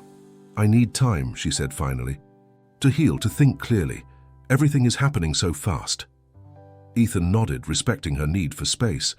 "Of course, there's no rush to decide anything permanent. For now, focus on recovering, on reconnecting with Emma. The rest can wait." As they continued talking into the night, touching on practical matters and sharing stories of the years apart, Olivia felt something shifting between them, not a return to what they had been, but the tentative emergence of something new, something that acknowledged their shared history while creating space for who they had become. Later, as Ethan showed her to the second guest bedroom, now prepared with fresh linens and a few basic necessities Victoria had thoughtfully arranged, Olivia paused in the doorway. "Thank you," she said simply, "not just for the room or for finding Emma, for believing in me when you had every reason not to." Ethan's expression softened. "I've spent 10 years building a life based on calculation and control. Finding Emma, finding you, has reminded me that the most important things can't be managed by spreadsheets and strategic planning." "And how does that make you feel?" Olivia asked, genuinely curious about how this methodical, driven man was processing such a fundamental disruption to his carefully ordered existence. Ethan considered the question seriously. "Terrified," he admitted with unexpected candor, "and more alive than I've felt in years." The simple honesty of his answer resonated deeply with Olivia. She too felt balanced between fear and exhilaration, between the safety of old patterns and the risky potential of new beginnings. "Good night, Ethan," she said softly. "Good night, Olivia." He stepped back, allowing her the privacy of her new space. "Welcome home." As she closed the door, Olivia leaned against it, overwhelmed by the day's events and the uncertain future ahead. Home. Such a complicated word for someone who had lived in 20 different places in the past 9 years. Yet as she heard Ethan's footsteps retreating down the hall, pausing briefly at Emma's door to check on their sleeping daughter, Olivia recognized the truth in his words. Home wasn't about the luxury of the penthouse or the security it provided. Home was about the connections being rebuilt within these walls, between mother and daughter, father and daughter, and perhaps someday between the two people who had created that precious life together. For the first time in years, Olivia allowed herself to imagine a future not defined by fear and flight, but by growth and possibility. It was terrifying, exhilarating, and entirely unexpected, just like finding her way back to Ethan Blackwood after all these years. 3 months later, spring had transformed Manhattan from its winter austerity to a vibrant landscape of renewal. Central Park bloomed with cherry blossoms and fresh greenery, while the city's residents emerged from their cold-weather hibernation with a collective energy that seemed to pulse through the streets. In Ethan Blackwood's penthouse, no longer the sterile showcase of success it had once been, similar transformations had taken place. The formerly minimalist space now displayed evidence of family life everywhere.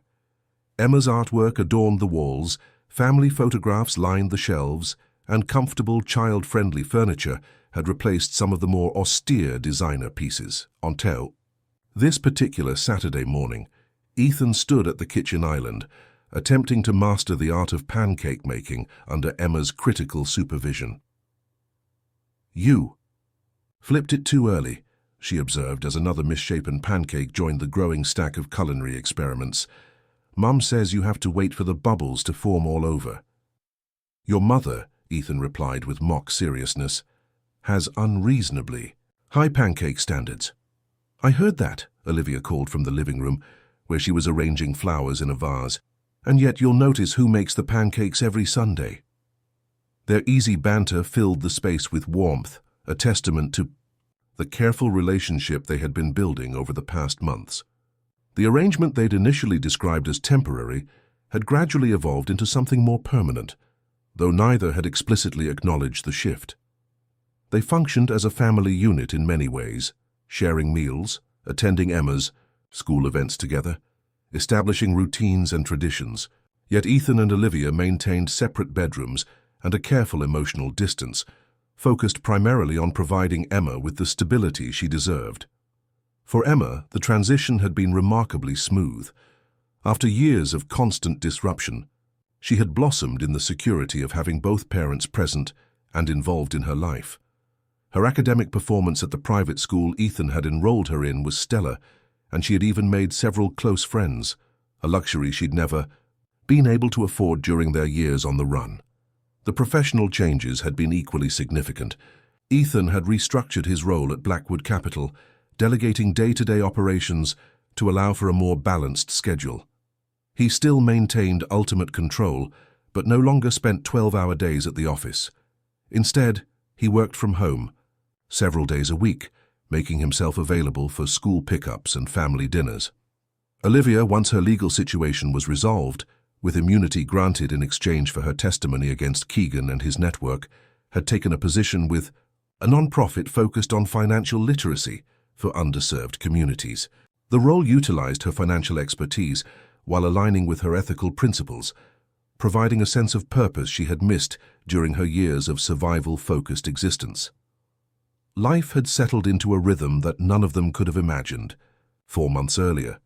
Yet beneath the surface of their domestic harmony, unaddressed currents continued to flow. "Dad, can we go to the museum after breakfast?" Emma asked, inspecting the latest pancake with critical approval. "They have a new space exhibit that opened yesterday." "Sounds perfect," Ethan agreed, still marveling at how naturally Emma had adapted to calling him Dad, a title he cherished more than any professional achievement. "Olivia, will you join us?" There was a brief hesitation before Olivia answered. "Actually, I have plans this afternoon. Rain check?" "Rain?" Ethan glanced up, noting the slight flush on her cheeks. "Sure, anything interesting?" "Just meeting a friend for coffee," she replied, avoiding his gaze as she arranged the last of the flowers. A friend. The ambiguity of the term wasn't lost on Ethan, who felt an uncomfortable twist in his stomach. They had never explicitly discussed dating other people, having focused entirely on establishing a stable co-parenting relationship. Yet as the months passed and their living arrangements solidified, the question of their romantic futures had become an increasingly apparent elephant in the room. "Pancakes are ready," Emma announced, pulling Ethan from his thoughts. "Mum, come eat before they get cold." As they gathered around the table, a new round one that replaced Ethan's austere glass rectangle, the conversation shifted to lighter topics. Emma's upcoming science project, plans for summer vacation, the latest book they were reading together as a family. Yet Ethan found his attention repeatedly drawn to Olivia, noting the care she had taken with her appearance today, the floral dress that highlighted her recovered health, the subtle makeup that emphasized her natural beauty. For a casual coffee with a friend, she looked remarkably put together. After breakfast, Olivia retreated to her room to finish getting ready, while Emma helped Ethan clear the table. "Is Mom going on a date?" Emma asked suddenly, displaying the perceptiveness that often caught both parents off guard. Ethan nearly dropped the plate he was rinsing. "What makes you ask that?" Emma shrugged with the casual insight of childhood. "She's wearing her special perfume, and she changed her outfit 3 times last night." "I see." Ethan struggled to maintain a neutral expression. "Well, if she is, that would be perfectly fine. Your mom deserves to have friends and people in her life who make her happy." "But don't you make her happy?" Emma persisted, her brow furrowing. "And me? Aren't we enough?" The question cut straight to Ethan's heart, articulating the doubt he hadn't allowed himself to acknowledge. "Of course we make her happy, Emma, but adults sometimes need different kinds of relationships in their lives. It's complicated." "Grown-ups always say that when they don't want to explain something," Emma observed, with devastating accuracy. Before Ethan could formulate a response, Olivia emerged from her room, looking elegant in a simple spring dress and cardigan. "I should be back around 4, she said, grabbing her purse from the counter. "Have fun at the museum, you two." She bent to kiss Emma's forehead, then hesitated awkwardly before offering Ethan a quick smile. The moment highlighted the strange limbo of their relationship, more than co-parents, less than partners, existing in an undefined space of their own creation. After Olivia left, Ethan and Emma spent a pleasant morning at the American Museum of Natural History, exploring the new space exhibition with the enthusiastic curiosity that characterized their father-daughter outings. Yet Ethan found his thoughts repeatedly drifting to Olivia and her mysterious coffee date. "Dad, you're not listening," Emma complained, as they sat in the museum cafe sharing a giant cookie. "I asked if we could get a telescope for the terrace." "Sorry." "Sweetheart," Ethan apologized, focusing on his daughter's eager face. "A telescope sounds like an excellent idea. We could stargaze on clear nights." "That's what I was saying," Emma said, rolling her eyes with the exasperation only a 9-year-old could muster. "Are you worried about Mom's date?" Ethan nearly choked on his coffee. "What makes you think I'm worried?" "You keep checking your phone and you've got that wrinkle between your eyebrows that appears when you're thinking about something complicated," she demonstrated, scrunching her face in a surprisingly accurate impression of his concerned expression. Despite his internal turmoil, Ethan laughed. "You're too observant for your own good, Emma Blackwood." The use of his surname for Emma, a recent legal change they had all agreed upon, still filled him with a profound sense of rightness.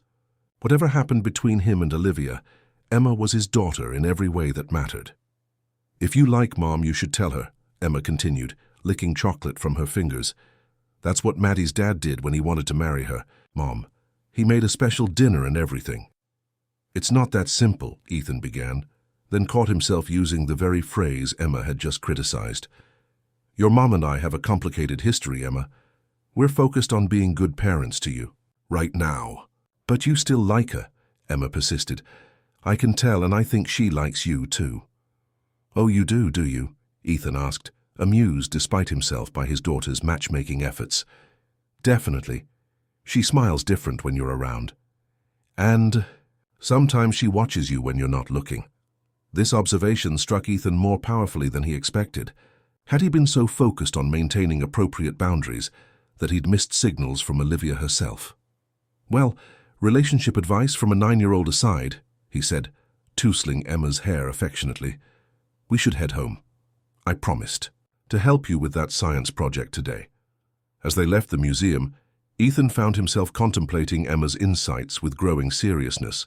The careful distance he and Olivia had maintained, sleeping in separate rooms, focusing conversations on Emma and practical matters, avoiding any discussion of their personal feelings, had seemed the wisest course during their fragile rebuilding process. But what if that caution was no longer serving its purpose?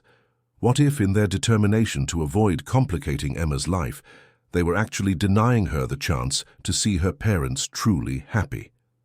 By the time they returned to the penthouse, Ethan had made a decision. The undefined limbo they had been occupying couldn't continue indefinitely. For Emma's sake and their own, they needed clarity about their relationship, whatever form it might take. Olivia returned just after 4, as promised, her expression guarded when she noticed Ethan waiting for her in the living room. Emma had disappeared into her room to work on her science project, leaving them alone. "How was the museum?" Olivia asked, setting down her purse. "Educational," Ethan replied with a small smile. "Emma wants a telescope for the terrace, and possibly her own space shuttle." Olivia laughed, some of the tension leaving her shoulders. "Sounds like a typical outing with you. You always encourage her most ambitious ideas." "Someone has to balance out your practical influence," Ethan countered good-naturedly. Then, shifting to a more serious tone, he asked, "How was your coffee?" Olivia's slight hesitation was telling. "It was fine. Nice to catch up." "An old friend," Ethan pressed, gently. "Actually, yes, Michael Chen. We worked together in Chicago. Before everything, he's in New York now working for an investment firm. We've been emailing occasionally since the Keegan situation was resolved." "I see." Ethan maintained a carefully neutral expression. "And is this likely to become a regular occurrence, these catch-ups?" Olivia studied him, her perceptiveness as sharp as their daughter's. "Are you asking if I'm dating him, Ethan?" "I suppose I am," he admitted, "which I have no right to do, I realize. Our arrangement doesn't include restrictions on either of our personal lives." "No, it doesn't," Olivia agreed quietly. Then, after a moment's consideration, she added, "Michael asked me out. A proper date, not just coffee. I told him I needed to think about it." The confirmation sent a jolt of something like panic through Ethan. The abstract possibility of Olivia dating was suddenly concrete, immediate. "I see," he said again, struggling to maintain his composure. "And what are you thinking?" Olivia sighed, moving to sit on the couch across from him. "I'm thinking that we've created something valuable here. Stability for Emma, a functional co-parenting relationship. Dating anyone would complicate that." "It would," Ethan agreed. "On the other hand," she continued, meeting his gaze directly, "we've both put our personal lives on hold for years. Me for Emma's safety, you for your company. At some point, don't we deserve to pursue our own happiness?" The demand question hung in the air between them, laden with unspoken implications. Ethan leaned forward, choosing his words carefully. "What if our happiness isn't separate from this life we've built? What if it's right here, but we've been too cautious to acknowledge it?" Olivia's breath caught. "Ethan, I've respected the boundaries we established," he continued, "focused on being Emma's father, on creating a stable home. But Emma said something today that made me realize we've been avoiding the most important conversation." "What did she say?" Olivia asked softly. "She asked if you and I like each other." Ethan smiled slightly at the simplicity of a child's perspective. "And it made me realize we've never actually discussed how we feel about each other now as the people we've become." Olivia's expression softened. "We've both changed so much.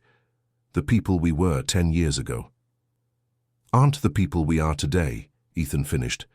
"But maybe that's a good thing. Maybe we needed to become these versions of ourselves to have a real chance." "A chance at what, exactly?" Olivia asked, her voice barely above a whisper. Ethan moved to sit beside her on the couch, close, but not touching. "A chance at being more than Emma's co-parents, at exploring what might still exist between us." Olivia looked down at her hands, which were clasped tightly in her lap. "I've been afraid to even consider that possibility. After everything that happened between us, after keeping Emma from you for so long, I wouldn't blame you if you never fully trusted me again." "Trust isn't static, Olivia. It can be rebuilt day by day." Ethan reached out, gently covering her hands with one of his. "These past 3 months, watching you with Emma, seeing how you've rebuilt your life after everything Keegan put you through, my respect for you has only grown." She looked up, her eyes bright with unshed tears. And what about the argument that drove us apart in the first place? My ethical concerns about that merger, your focus on profit above all. Have your business principles changed? They have, Ethan admitted. Watching you stand firm on your principles, even at great personal cost, made me reevaluate my own. The company operates differently now, more transparently, more ethically. It took me too long to see that success without integrity is ultimately hollow. A single tear escaped, tracking down Olivia's cheek. And you're not just saying this because of Emma? Because having her mother and father together would be convenient. There's nothing convenient about my feelings for you, Olivia, Ethan said with a quiet laugh. They're messy and complicated and terrifying, but they're real. I think they always have been, even when I tried to bury them in work and achievement. I never stopped loving you, Olivia confessed suddenly, even when I was furious with you, even when I convinced myself we were better off apart. I kept your photograph, told Emma stories about you without naming you. You were always there in the background of our lives. The simple declaration broke something open between them, a door they had both been afraid to unlock. Ethan reached up to brush away her tear with his thumb, his touch lingering on her cheek. So where does that leave us? He asked softly. Scared, Olivia admitted with a shaky laugh. At least I am. Starting over seems so risky, especially with Emma in the mix. If it didn't work out, we take it slowly, Ethan suggested. No. Grand declarations or dramatic changes. Just permission to acknowledge what we're feeling, to stop pretending we're only Emma's parents and nothing more. Olivia nodded, leaning slightly into his touch. I told Michael I couldn't have dinner. With him. Not because of Emma or our living arrangement, but because my heart wasn't available. I think it hasn't been for a very long time. The admission filled Ethan with a warmth that had nothing to do with pride or triumph, and everything to do with the second chance they were cautiously offering each other. Does this mean you're dating now? Emma's voice came from the hallway, where she stood with an expression of barely contained hope. Emma Grace Blackwood, were you eavesdropping? Olivia asked, trying and failing to sound stern. Only a little bit, Emma admitted, approaching them with an innocent smile that fooled neither parent. So are you. Ethan and Olivia exchanged glances, a silent communication passing between them. We're exploring the possibility, Ethan said carefully, taking things slow, seeing where they lead. Emma rolled her eyes dramatically. Grown-ups make everything so complicated. If you like each other, you should just be together. Wise words from the relationship expert, Olivia teased, opening her arms for Emma to join them on the couch. But some things are worth taking time to get right. As Emma settled between them, Ethan was struck by the perfect symmetry of the moment. Their daughter, literally and figuratively, at the center of the family they were carefully rebuilding. How about we all make dinner together tonight, he suggested.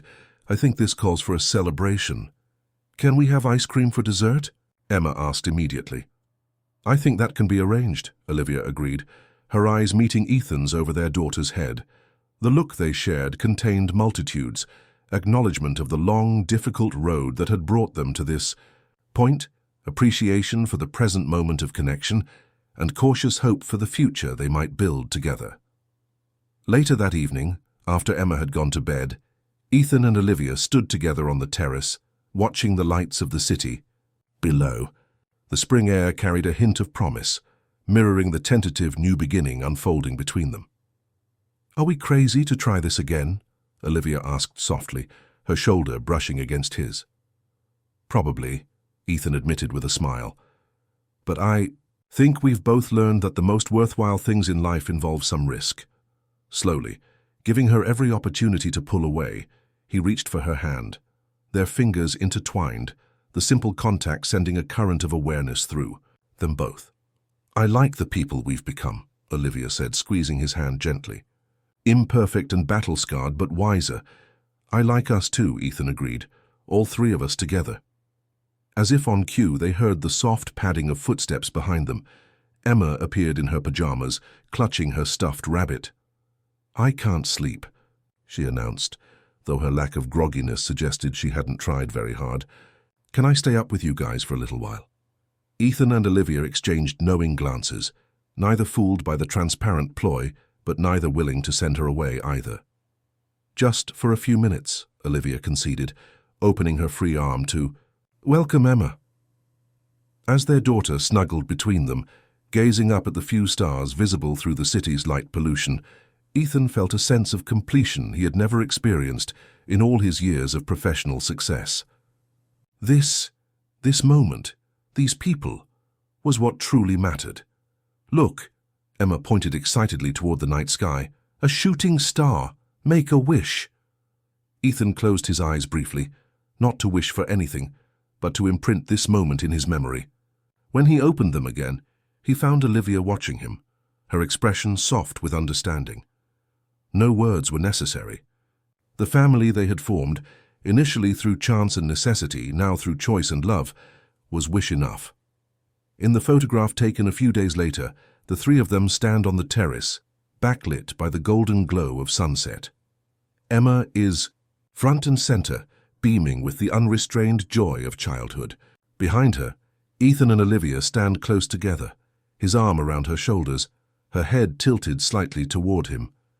Next to this new image, on the mantel of their increasingly warm and personal home, sits the old photograph Emma had carried in her pocket that cold winter night, the one that had led her to her father and set in motion the reunion of a family once broken by pride and circumstance. One image captures a past preserved, despite all odds,